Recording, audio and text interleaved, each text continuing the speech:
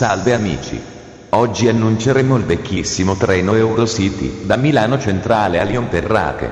Il treno Eurocity 136 di Montcenis, delle ore 6:30, per Lyon-Perrache, è in partenza dal binario 10. Ferma Novara, Vercelli, Torino Portasusa, Ulx Cesana Clavier Sestriere, Bardonecchia, Modane, Saint-Jean-de-Maurienne, Chambéry, Aix-les-Bains, Lyon Part Dieu. La prima classe in coda al treno. Su questo treno è disponibile il servizio di ristorazione. Buongiorno. Benvenuti a bordo del treno 136. Il treno si fermerà a Novara, Vercelli, Torino Portasusa, Ulx Cesana Clavier Sestriere, Bardonecchia, Modane, Saint-Jean-de-Maurienne, Chambéry, Aix-les-Bains, Lyon Part Dieu. Arrivo a Lyon-Perrache alle ore 12:23. Trenitalia e SNCF vi augurano buon viaggio.